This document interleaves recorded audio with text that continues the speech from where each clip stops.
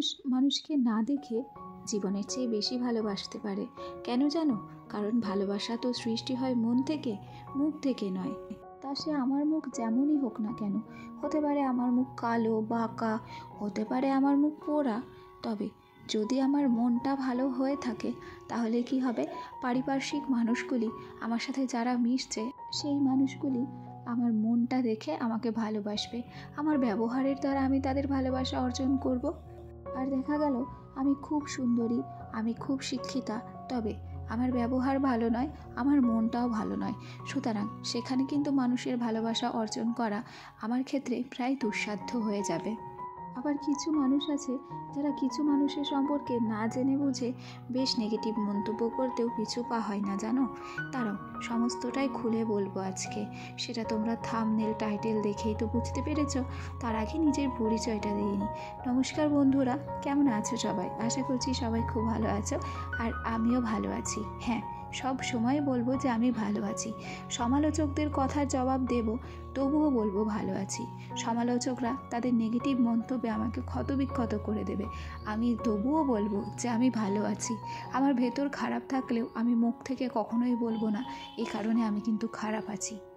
সবসময় তোমরা এই রিমিকে বলতে শুনবে যে হ্যাঁ, আমরা ভালো আছি। হাজার সমালোচনার পরে আমার মুখের এই হাসিটা এবং আমি ভালো আছি এই কথাটাই হচ্ছে সমালোচকদের মুখের উপর ছুঁড়ে দেওয়া আমার তীব্র জবাব।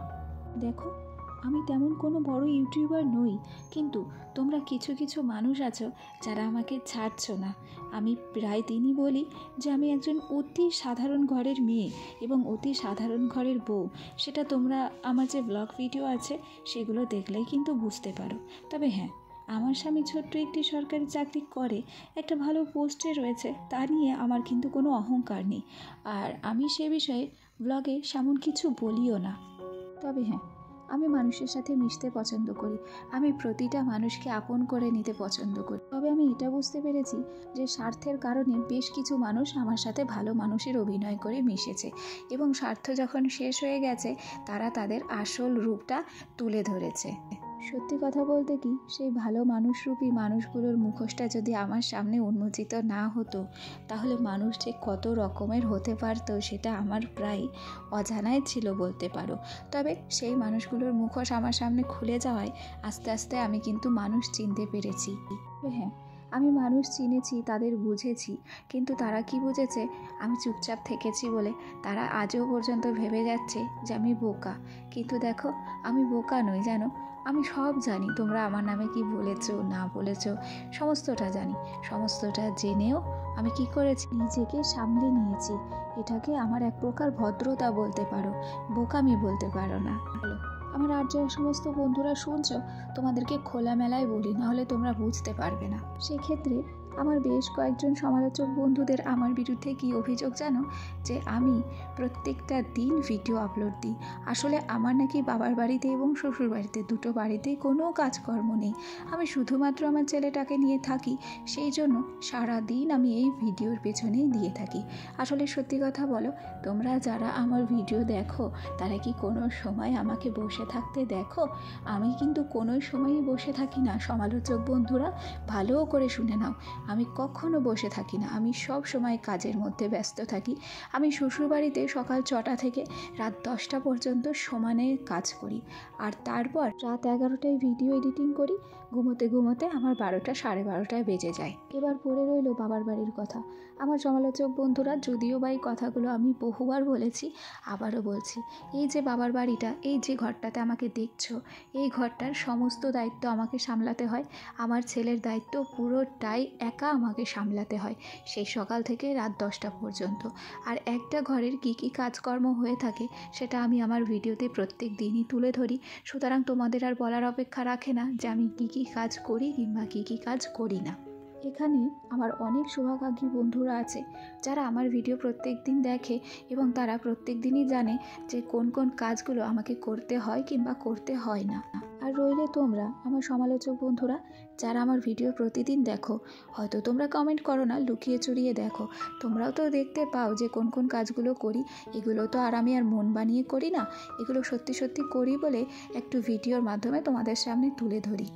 আর এখানে আমি কিন্তু কোনো চুরি করছি না, পরিশ্রম করছি, পরিশ্রমের দ্বারাতেই কিন্তু একটু আধটু হলেও আমি সফল হচ্ছি। আর এই যে একটু আধটু সফলতাটা, সেটাও কিন্তু তোমাদের সহ্য হচ্ছে না বলে তোমরা আমার নামে অনেক কিছু বলে বেড়াচ্ছ। চলো, ওই একটা প্রবাদ আছে, অন্যায় যে করে অন্যায় যে সহে তব ঘৃণা তারে যেন তৃণ সমদহে।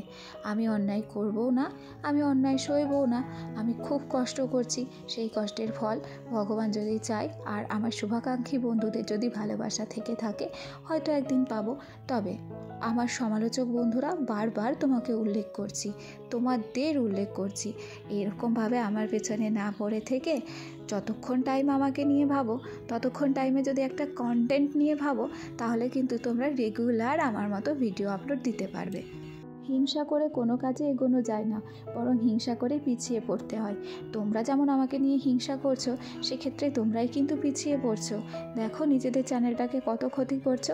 সুতরাং চলো, হিংসা না করে এগিয়ে চলার চেষ্টা করো, সেক্ষেত্রে তোমারই তো ভালো হবে।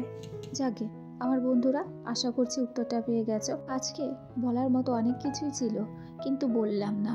আবার যখন সুযোগ সুবিধা পাবো, আমার সমালোচকদের আরও কিছু বলার সুযোগ দিয়ে নিই, তারপর একদিন ফেস টু ফেস সমালোচকদের প্রশ্নের উত্তর আমি দিয়ে দেব। তবে আমার একটা ধারণা ছিল যে গিরগিটি হয়তো রং বদলাতে পারে, কিন্তু মানুষ জানো তো ভয়ানকের থেকেও ভয়ানক হতে পারে, তারা গিরগিটির থেকেও দ্রুত রং বদলাতে পারে। মানুষ সবচেয়ে বেশি ভয়ঙ্কর প্রাণী। এগুলো আমি যত ঠকছি ততই শিখছি, জানো তো। তবে আমিও তো একটা মানুষ, আমার সম্পর্কে এসব নেগেটিভ কথা বলার আগে ভাবা দরকার ছিল যে কথাগুলো যখন আমার কানে যাবে আমার কতটা পরিমাণে খারাপ লাগবে। আসলে আমারও তো মন খারাপ বলে কোনো একটা জিনিস আছে, তাই না? যাকে তোমরা যারা আমার নামে সমালোচনা করেছো, আশা করি তোমরা তো ভিডিওটা দেখেইছো। তোমরা এই সমস্ত করেই ভালো থাকো। আমার তরফ থেকে তোমাদের জন্য অনেক অনেক ভালোবাসা আর অনেক অনেক শুভকামনা। তোমরা সারা জীবন লোকের সমালোচনা করে কাটাও, নিজেদের কথা ভাবতে হবে না। নিজেদের কথা কখন ভাববে? তোমাদের মনে সব সময় তো আমিই জেগে রয়েছি, তাই না? তোমরা উঠতে বসতে খেতে ঘুমাতে সব সময় আমাকে মনে করছো। অনেক অনেক ধন্যবাদ সেই জন্য আবার করে তোমাদের। আগে অনেক হলো সমালোচকদের উত্তর। আমার শুভাকাঙ্ক্ষী বন্ধুরা যারা আছো, তোমাদের ঋণ আমি কোনোদিন শোধ করতে পারবো না। আজ তোমাদের দ্বারাই কিন্তু আমি সেই 0 থেকে 200 ছাড়িয়ে গেছি। সমালোচকরা যতই আমার সমালোচনা করুক, আমি জানি আমার শুভাকাঙ্ক্ষী বন্ধুরা যদি আমার পাশে থাকে, আমি কিন্তু আরও অনেক দূর এগিয়ে যেতে পারবো। আর হ্যাঁ, আমার আজকের ভিডিওটি তোমাদের কেমন লাগলো অবশ্যই করে জানিও। আজকের ভিডিওটি আমি ফেস টু ফেস এসেও তাদের উত্তর দিতে পারতাম, কিন্তু অতি ভদ্রতার সাথে আমি কিন্তু উত্তরগুলো দিয়েছি। যাকে ওদিকে তাদের উত্তর দিতে দিতে অনেক কাজকর্ম হয়েছে। সকাল থেকে ওয়েদারটাও ভালো ছিল না, বৃষ্টি হয়েছিল আর রোদেরও দেখা নেই, তবুও জামা কাপড়গুলো কেচে দিয়েছি। এদিকে অনেক রান্না বান্না হয়েছে। আর যেহেতু সকালবেলা রোদ উঠেছিল না, আজকে বাবাও কাজে যেতে পারেনি, সেই জন্য সকালবেলা রুটি করা হয়েছিল, রুটির সাথে হয়েছিল একটা তরকারি। আর এদিকে দুপুরবেলায় হয়েছে ডিমের ঝোল, ওদিকে একটা তরকারি হয়েছে, বেগুন ভাজা হয়েছে, আর হয়েছিল টমেটোর চাটনি। আর এই যে দুপুরের মতো অল্প স্বল্প ভাত রান্না হয়েছে। আমার সমস্ত কাজকর্মই কমপ্লিট হয়ে গেছে। তবে সকালবেলা যে দুধটা দিয়ে গেছিলো সেটাকে জাল দিতে পারিনি। স্নান করে সোনাকেও স্নান করিয়ে খাইয়ে দাইয়ে এই যে দুধটাকে একটু জাল দিয়ে নিচ্ছি। ঘড়ির কাঁটায় এখন কটা বাজছে? ঘড়ির কাঁটায় বাজছে 1:45 ছুঁই ছুঁই। আজকের ব্লগটা এগিয়ে নিয়ে যাওয়ার মতো মানসিকতা যে আমার নেই, সেটা তোমরা হয়তো বুঝতেই পেরেছো। চলো, আজকের ভিডিওটা এখানেই শেষ করছি। ভিডিওটি ভালো লাগলে অবশ্যই কিন্তু একটা লাইক করো, কমেন্ট করো। আর হ্যাঁ, আজ আসি, কাল আবার দেখা হবে। টাটা।